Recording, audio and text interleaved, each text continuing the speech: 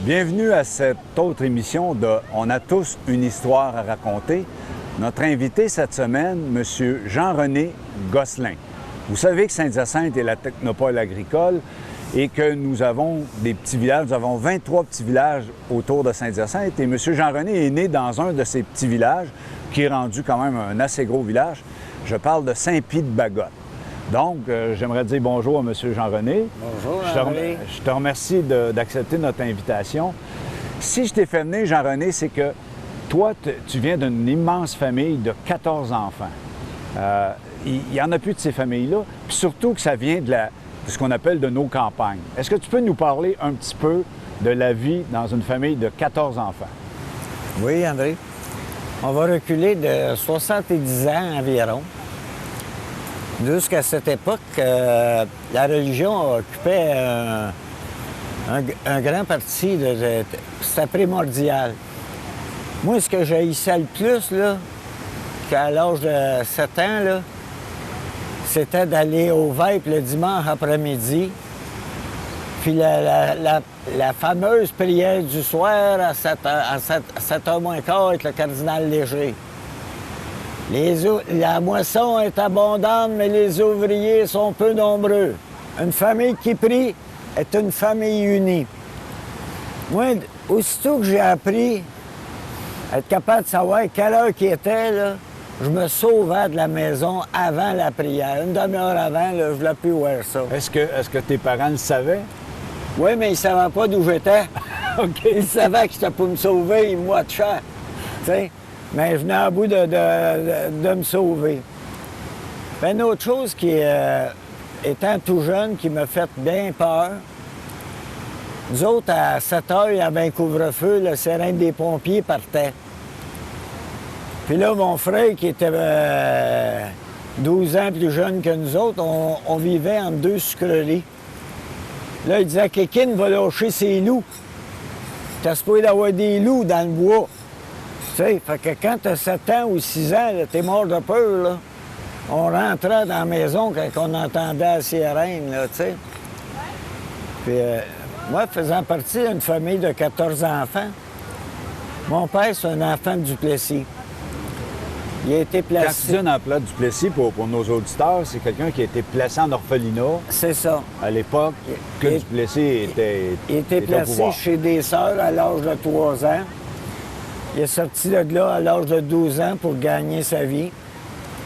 Il s'est marié. Il est devenu... mon père avait une 2e année.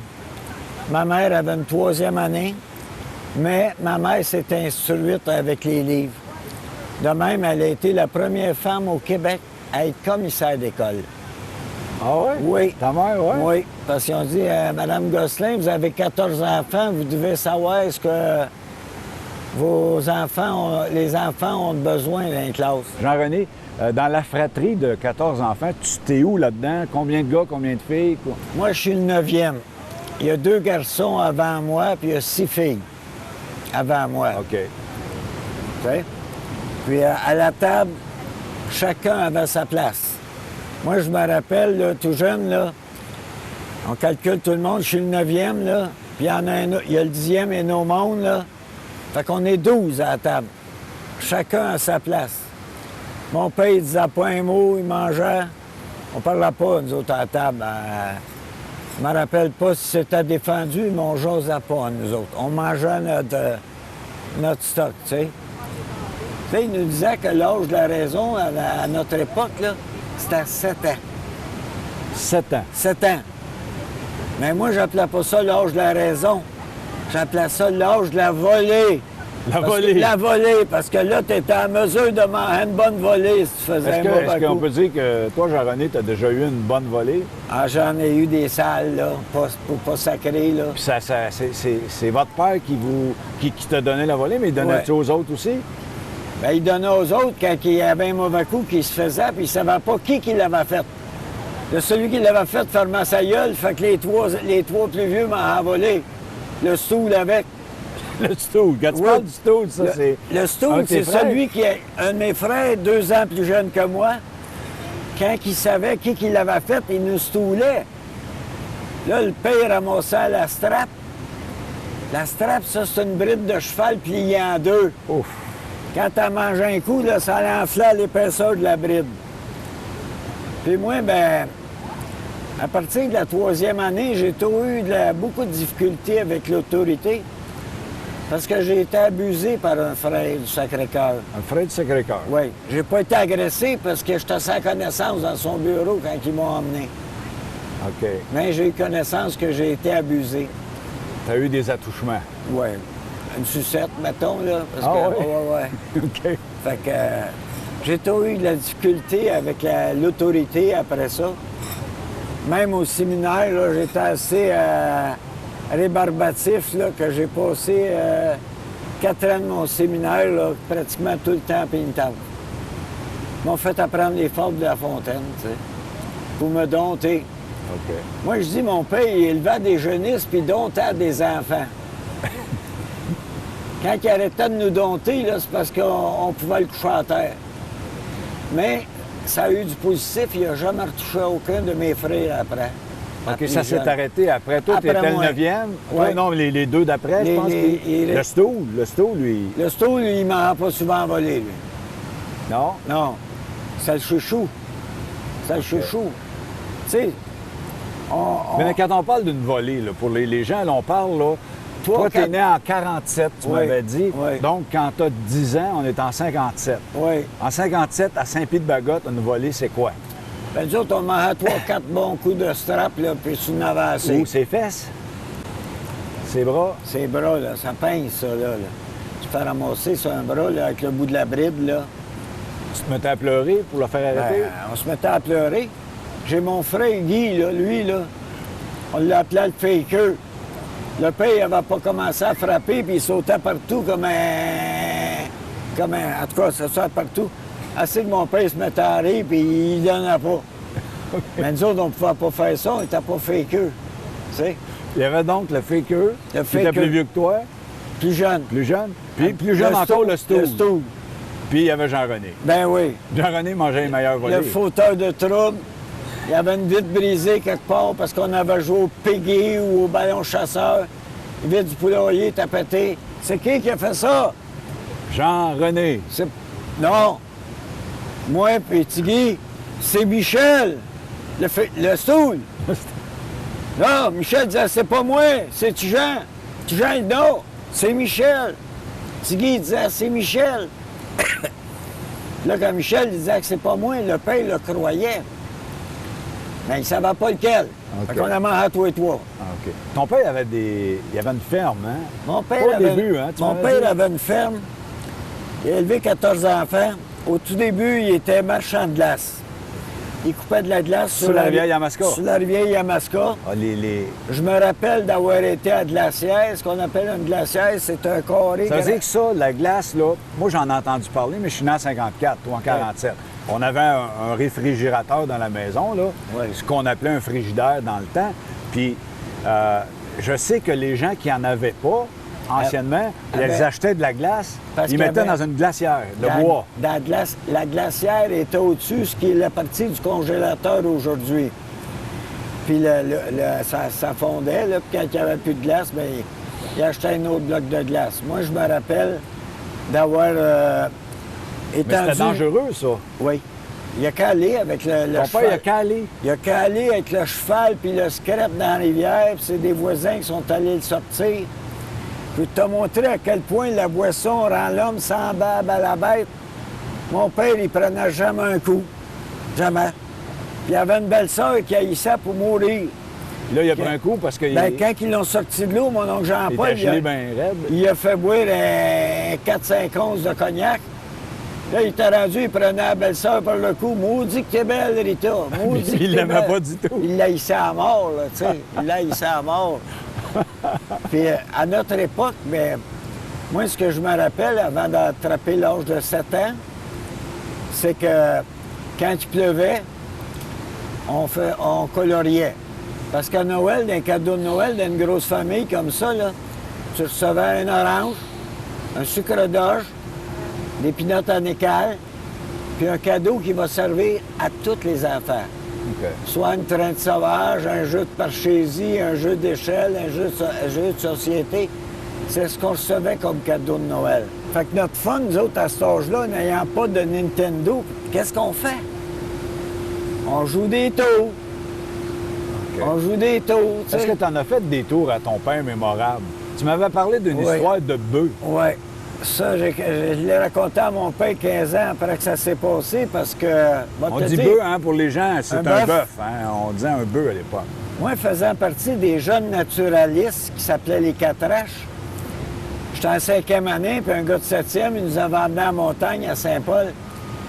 Puis il avait déterré un genre de patate plissée. Puis les jeunes avaient faim, il dit... Avec son canif, il avait arrangé ça, puis il nous en avait donné chacun un petit morceau. Il dit, ben ça, c'est bon, puis c'est nutritif. Hey, on crachait le feu, on broyait, là. C'est quoi, un piment, quoi? Ah, je sais pas que c'était, mais c'est extrêmement fort. Extrêmement fort, t'es étouffé. Fait que moi, j'en amène 5-6 bulles dans ma boîte à lunch, puis je dis, je vais jouer un tour À ta famille? à ma famille. Fait que je arrange une patate, puis je découpe ça en petits cubes. Puis là, ben, c'est moi qui sers la soupe aux légumes. Puis je les emmène un petit carreau dans chacun des soupes.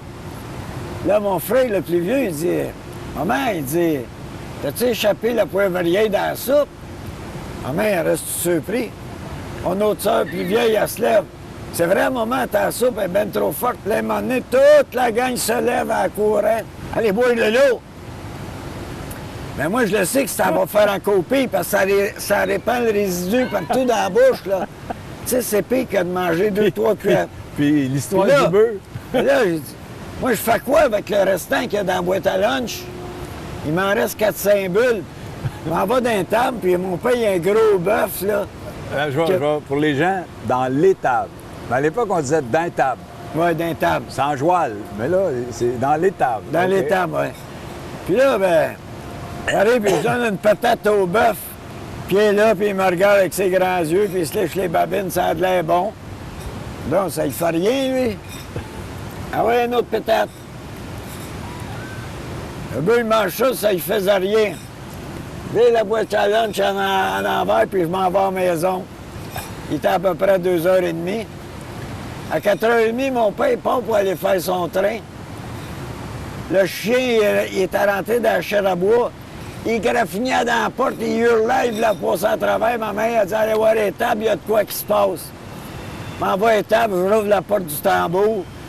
Je vois passer mon père en courant, le bœuf en arrière avec la tordeuse dans le cou, ce qui le tenait.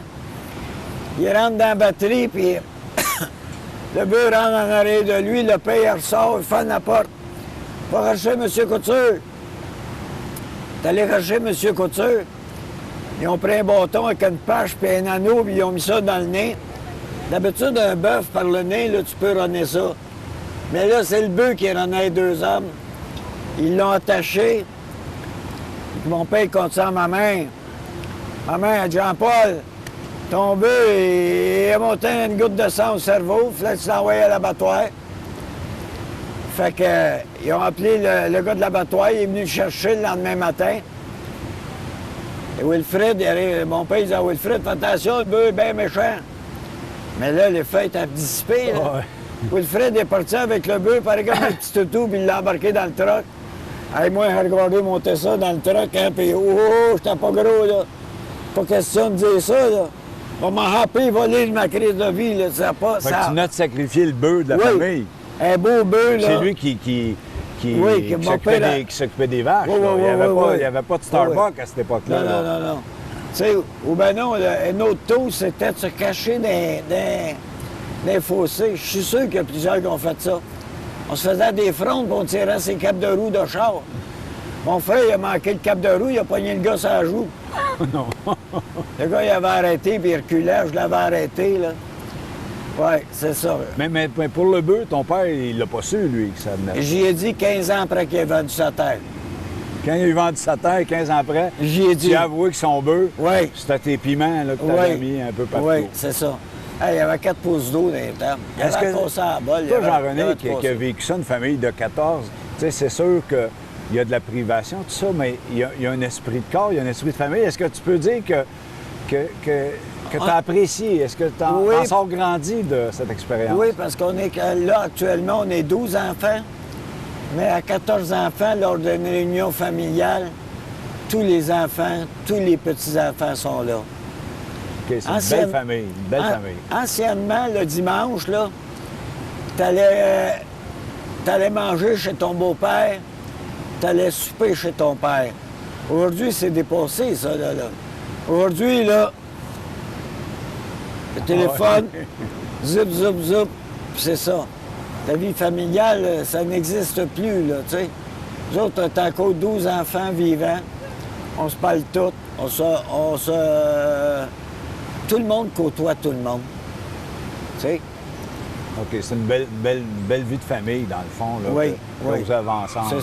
C'est ça. OK. Puis, au niveau de ta vie, tu as eu 2 enfants, je crois? 3 enfants. 3 enfants. Tu as une épouse qui est superbe, que j'ai rencontrée. Et ça va faire 49 ans. Ou Oui. ça fait 49 ans. Ça fait 49 ans. Ça veut dire que l'année prochaine, vous allez fêter 50 ans de mariage. Oui. Puis pourtant, tu étais parti comme un petit délinquant. Exact. Est-ce que ta femme a quelque chose à faire dans ça ou l'amour t'a porté vers le... Ma femme m'a dit qu'elle manquait beaucoup de sécurité. Fait qu'étant donné que j'étais travaillant, même si, mettons que j'avais la levée du coude facile de temps en temps, là, j'ai toujours été un gars, s'il fallait, j'avais 2 jobs, 3 jobs. Elle n'a jamais manqué de... Les enfants n'ont jamais manqué de rien. Moi, j'ai montré à mes enfants à lire. Avant qu'ils finissent leur première année, ils savaient lire, mes enfants. Tu sais, je les ai montrés, je les ai aidés à faire le devoir en mathématiques, c'est dans tous les domaines, parce que j'ai quand même 4 ans... C'est un séminariste. Oui, 4 ans de séminaire, puis après, j'ai fini mon scientifique, là. Puis je suis un travaillant, j'ai pas peur de ça, l'ouvrage. Je peux dire aux gens que le mariage a encore sa place au Québec, Yes. dans l'Occident ou dans Yes. le monde. 50 ans de mariage l'année prochaine pour M. Gosselin, un jeune délinquant, Oui. un jeune tannant qui a passé son enfance dans les corridors du séminaire. Bien, Ouais. je te félicite. Oui. Voilà, bravo. Là-dessus, je pense qu'on a fait un peu... T'aurais-tu des choses à me rajouter ou on a fait un peu le topo de ta vie puis de tes expériences? Mon père, dans ces années-là, là, les papas, là, ils prenaient pas les enfants pour leur dire « je t'aime ».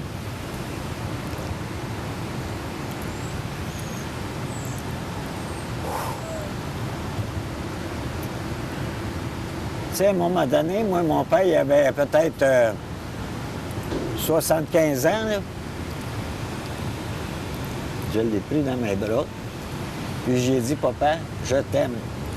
Puis je sentais sa réticence. Tu sais, puis mon garçon, dans ce temps-là, il avait 12 ans, puis il m'a dit, papa, j'ai trouvé ça assez beau. Aujourd'hui, mon gars m'embrasse, et il me serre dans ses bras.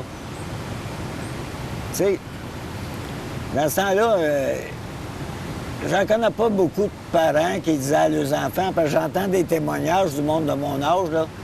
Je peux dire que le père les a pris dans ses bras là, à l'âge de 25 ans, 30 ans. Non. Je sais pas s'il avait peur de passer pour des fifis dans le temps, là, mais c'était ça. Rarement, en tant que les papas ils disaient à leurs enfants que je t'aime, tu sais, je t'aime. Mais aujourd'hui, moi, mon gars, là, mes enfants, même mon gars, tu sais, il m'embrasse là, comme les Français font, là. Tu sais? Fait que c'est beau. Ça nous tient proches, ça nous tient des liens très serrés. Tu sais, anciennement, les liens étaient assez serrés. On était 4 cultivateurs dans le rang. Lui, il faisait foin, tout le monde allait y aider. Un avait le fileur, l'autre avait la presse, l'autre avait la voiture. Tu sais, puis on se prêtait à ça. Ça faire le bi. Oui, les billes. c'est ça.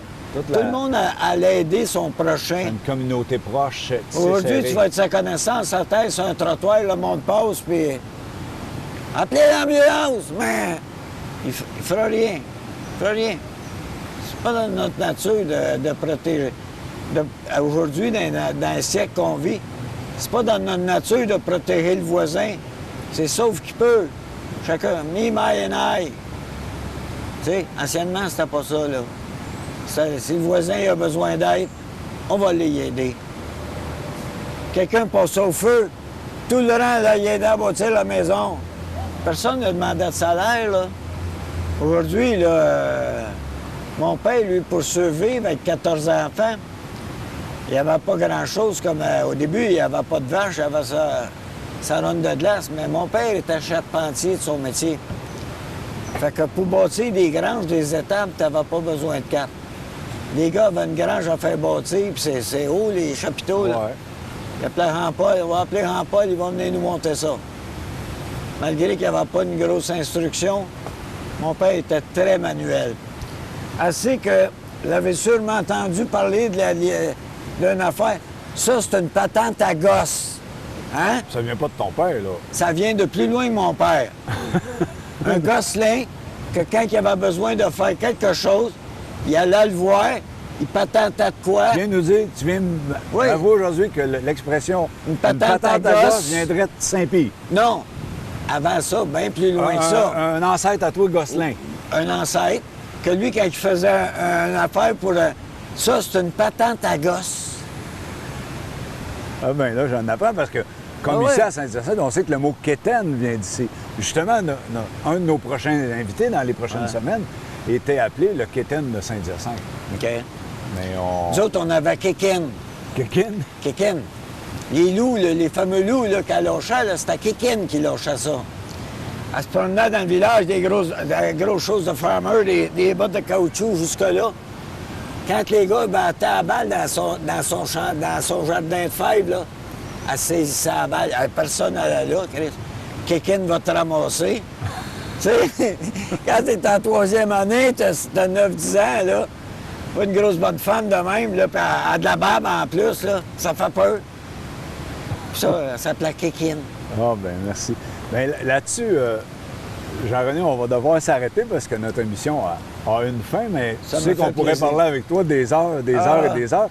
T'es un peu... Moi, j'oserais, là, toutes ces confidences que tu nous fais, nos mascoutins abonnés à Mascatel et d'autres peut-être sur le web éventuellement pourront le voir, auront la chance de voir ce qui se passait dans les années 40, comment on élevait les gens.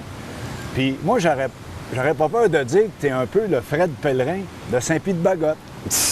On pourrait... et je pense que c'est un hommage que j'ose te rendre. Je pense que les gens vont être d'accord là-dessus, avec ça. Fait que là-dessus, je te remercie d'être là dans ta émission. Et j'invite les gens à regarder ton émission et toutes les suivantes. On a tous une histoire à raconter. Alors, je suis sûr qu'il y en a qui vont se reconnaître. Oh, Je suis sûr qu'il y en a qui vont se reconnaître. Il y a de quoi dire, hein?